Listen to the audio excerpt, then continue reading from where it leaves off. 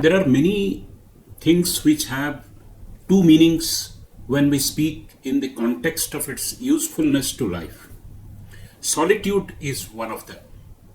Solitude, being alone, staying silent, away from the maddening crowd, making room for yourself, all mean one thing, that you are not in the usual social atmosphere, but you are to yourself. The negative meaning has two things, one a psychological state and another is a punitive state. The psychological state is where, because of mental condition, one doesn't like to be in the company of others or withdraws, gets irritated when others are around. The punitive state is that you are put to confinement because of something wrong that you have done. What we are going to talk today is solitude as a very useful and important thing for making our life better. Solitude in a positive way is considered important for repair, reflection, and rejuvenation. Solitude is passing time with books, listening to the songs of the butterflies, watching the babies play, depending on how focused you are on what you are beholding, known figures of the world, taking this solitude breaks. Jawaharlal Nehru wrote most of his best works while in prison. Nelson Mandela transformed himself into the thinking statesman that he was because of the solitary confinement and the time that he spent by himself.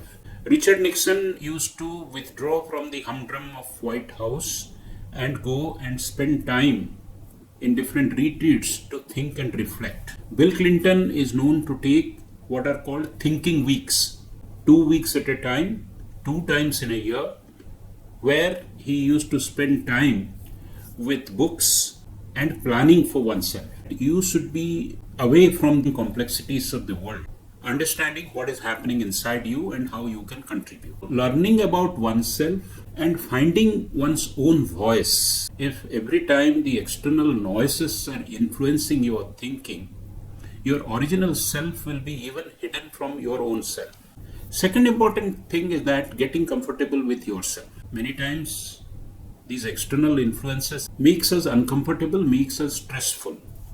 So separating the external influence, if we look at yourself when you are all by yourself, makes you a better individual because you understand your own inner self, thought process. The most important thing that is required in life is creativity and innovation. And the most creative times in a human being's life is when one has the luxury of solitude. I get my best ideas when I am taking a walk or in the early parts of the morning. Robin Sharma says that one of the important things why you get up every day at 5 a.m. is because this value of solitude, you will become a better person with original ideas and original creativity. Planning for yourself or what we want to do to our own lives, our own intellect, all happen when you are solitude. We have heard about performance reviews, business plan reviews, and the equivalent of that, we must take time off and stay alone so that we can do a review of ourselves, we can plan for ourselves. Solitude should not be inert or inactive. You can choose an activity of your own, paying attention to your emotions. In fact, one of the meditative technique is that what thoughts are coming to your mind, whether they are synchronous with your breath, the temperature of your breath. These are all techniques of using your solitude. We can go on a retreat. Popular thing is that you go on a retreat where no mobile signal is available. You dine alone for cleansing our mind. If a cloth is very dirty, you don't launder it with other clothes, but you wash it all alone. As we say many things about solitude, one thing we must remember. Solitude must be by design, solitude must be by choice, and solitude as a tonic is more effective, like many other tonic, when other diets are surrounding it. You can take any tonic, but if you are eating other bad food, or if your sleeping pattern is not good, or your activity pattern and exercise is not good, tonic will not be that effective. So what are the accompaniments of that solitude?